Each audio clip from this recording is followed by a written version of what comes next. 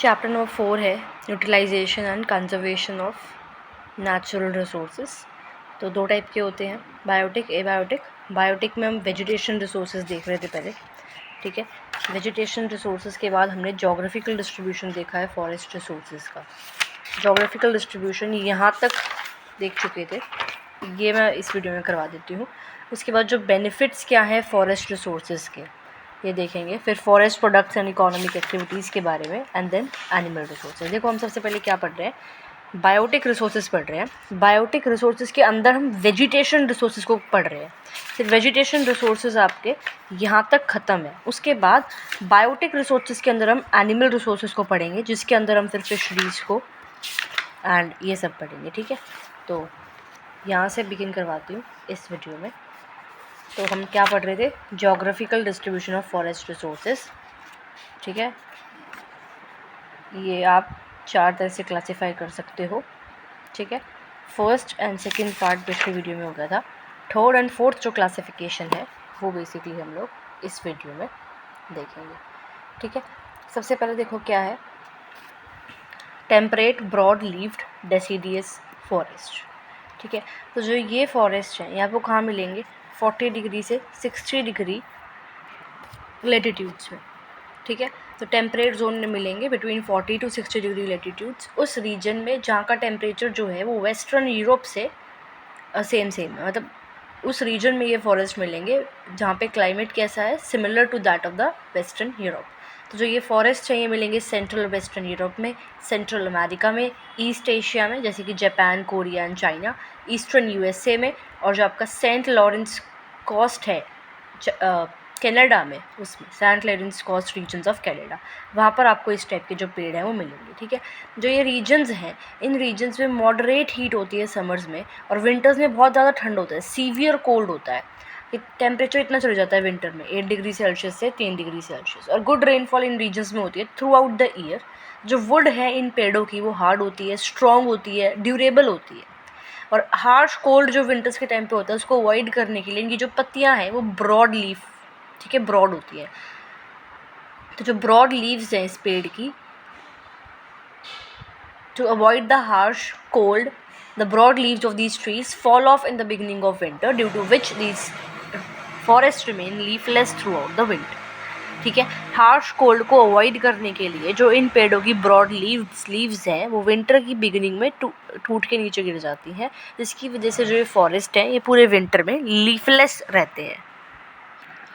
अगर हम main trees देखें इन फॉरेस्ट के तो वो है ओक, मैपल, ठीक है, बर्च, चेस्टनट, वॉलनट, पॉपुलर और ऐश। जो इनकी जो वुड है वो काफ़ी वैल्यूएबल है इन फॉरेस्ट में, जो ट्रीज़ हैं उनकी, जिसको यूज़ करते हैं हाउसेस बनाने में, फर्नीचर बनाने में, शिप्स बनाने में। एंड फेवरेबल क्लाइमेट जो होता है इस रीजन में, जो मिडल लेटीट्यूड्स हैं, जो वहाँ पे रैपिड ग्रोथ है पॉपुलेशन की भी, तो उसकी वजह से एग्रीकल्चर और इंडस्ट्रीज़ जो हैं वो डेवलप हो चुकी हैं इन एरियाज़ में काफ़ी ज़्यादा। तो एज अ रिज़ल्ट जो फॉरेस्ट है वो काफ़ी काटे जाते हैं इसी वजह से, ठीक है। नेक्स्ट जो है वो है टेम्परेट सॉफ्टवुड कॉनिफेरस ट्रीज़। तो जो ये ट्रीज़ हैं इनका नाम किस पे पड़ा है, एंजल शेप्ड फ्रूट। जो इन ट्रीज़ में एक आपका फ्रूट उगता है कोन के आकार का, एंगल शेप, कोन, या पता है ना, इस टाइप का, ठीक है। तो इस टाइप का फ्रूट उगता है इन ट्रीज़ पे, तो इसलिए उसका नाम जो है इन फॉरेस्ट का कॉनिफेरस, कॉनिफेरस ये रखा हुआ, ठीक है। जो ये फॉरेस्ट है ये आपको मिल जाएंगे 50 degree to 70 degree latitudes in the northern parts of north America and Eurasia, ठीक है। साइबेरिया में इन फॉरेस्ट को टियागा फॉरेस्ट बोला जाता है, taiga forest. And apart from these जो ये फॉरेस्ट हैं they are found growing on the mountain slopes. Mountain slopes में भी उगते हुए आपको दिख जाएंगे, जहाँ का ऑल्टीट्यूड जो है वो इतना होता है, हाइट इतनी होती है माउंटेन्स की, वहाँ पर भी आपको जो ये ट्रीज़ हैं दिख जाएंगे। कितनी हाइट, 1500 से 2000 मीटर तक, ठीक है। इस टाइप के सिमिलर ट्रीज़ आपको हिमालयाज़ कश्मीर में मिल जाएंगे, उनके स्लोप से मिल जाएंगे। जो एल्प्स माउंटेन है यूरोप में, उनके स्लोप पे आपको मिल जाएगी, हिमालय और एल्प्स माउंटेन के स्लोप्स पे। सदर्न हेमिस्फीयर में बहुत ही कम मिलते हैं इस टाइप के ट्रीज़, मिलेंगे तो सिर्फ और सिर्फ सदर्न चिली में मिलेंगे, plateau of Brazil, southern Africa and New Zealand. ठीक है, जो ट्रीज़ हैं इन फॉरेस्ट के, इनकी हाइट कितनी होती है? 30 मीटर या इससे ज़्यादा स्ट्रेट होते हैं बिल्कुल ये पेड़।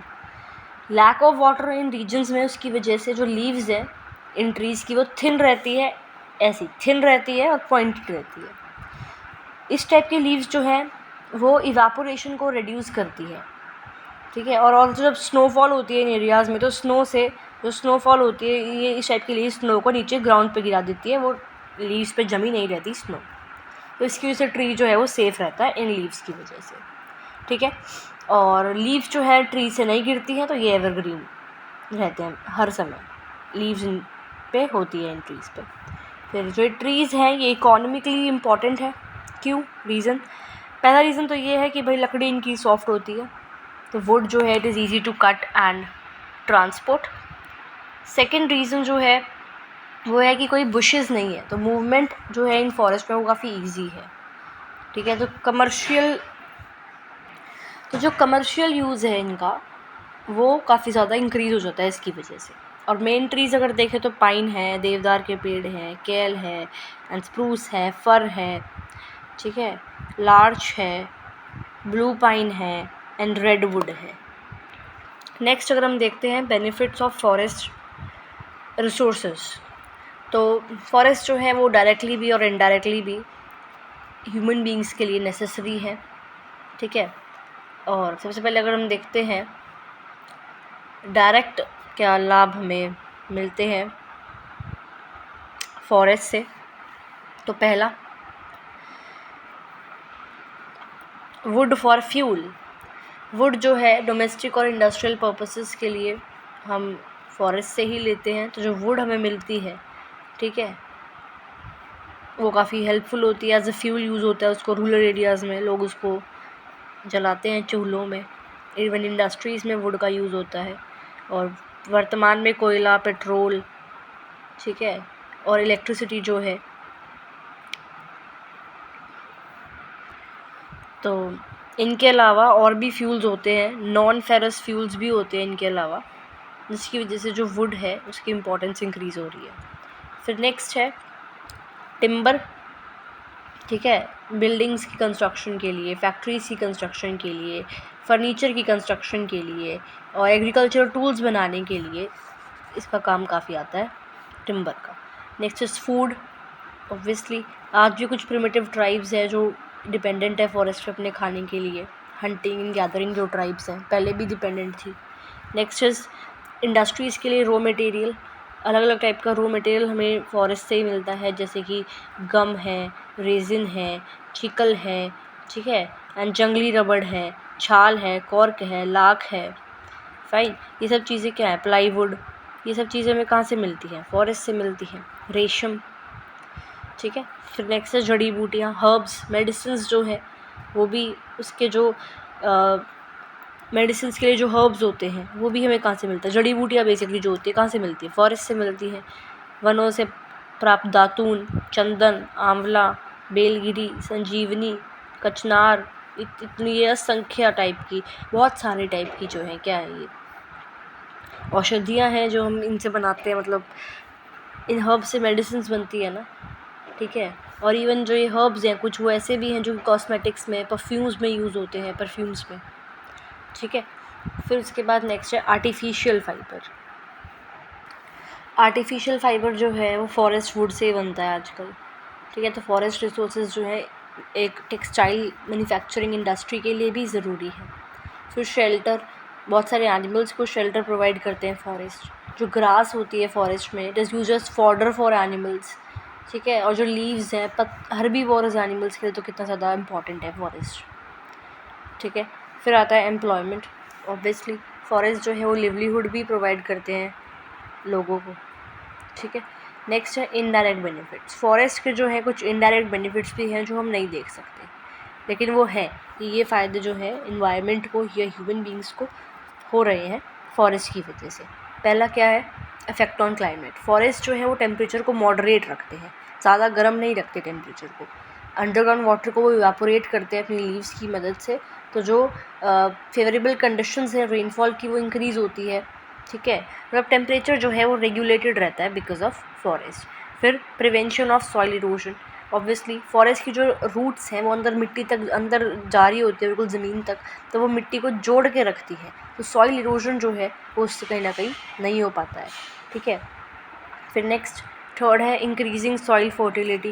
अब जो सॉइल जो है, अब देखो ये कैसे है कि भाई जो लैंड है उस पर जहाँ पे गिरे हुए पत्ते हैं, ठीक है, और वेजिटेशन के कुछ अंश हैं, वो जब गल जाते हैं, गल सड़कर मिट्टी में जीवांश की मात्रा को बढ़ाकर मिट्टी को फर्टाइल बनाते हैं। ठीक है, यानी कि ह्यूमस की मात्रा इससे बढ़ जाती है। ठीक है, नेक्स्ट है control of floods and desertification. तो ट्रीज़ जो है not only control the spread of desertification but also floods को भी वो प्रिवेंट करते हैं। ठीक है, जब भी फॉरेस्ट काटे जाते हैं वो जो एरियाज़ हैं वहाँ पे फ्लड्स आई जाती हैं, तो इट शोज़ कि ट्रीज़ जो है वो कितने ज़्यादा इंपॉर्टेंट है। फिर है ब्यूटी ऑफ अर्थ। फॉरेस्ट जो है ऑब्वियसली वो अर्थ को सजाने का काम करते हैं। वन जो है वो पृथ्वी का श्रृंगार होते हैं। फॉरेस्ट जो है वो उनके अंदर डिफरेंट टाइप के एनिमल्स रहते हैं, ब्यूटीफुल इंसेक्ट्स हैं, बर्ड्स हैं, एनिमल्स हैं, जिसकी वजह से अर्थ जो है वो और भी ब्यूटीफुल और भी अट्रैक्टिव बन जाती है। Next is prevention of environmental pollution. जो फॉरेस्ट हैं they play an important role in purifying the environment also, है ना, इन्वायरमेंट बैलेंस बनाने के लिए इंपॉर्टेंट है।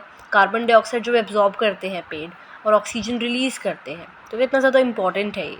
ठीक है, इन्वायरमेंट पोल्यूशन कम करने के लिए, ऑल्सो क्योंकि कार्बन डाइऑक्साइड कम होगी, राइट, जितने ज़्यादा पेड़ लगाओगे आप, क्योंकि कार्बन डाइऑक्साइड को एब्जॉर्ब करते हैं पेड़ और ऑक्सीजन देते हैं, तो ऑक्सीजन देते हैं हमें, तो इसलिए हमें जो पेड़ हैं उनको हम क्या बोलते हैं, जो फॉरेस्ट है उनको हम क्या बोलते हैं, हरे फेफड़े, that is green lungs of the earth. ठीक है, so this was all for the video. Next video में हम देखते हैं forest products and economic activities.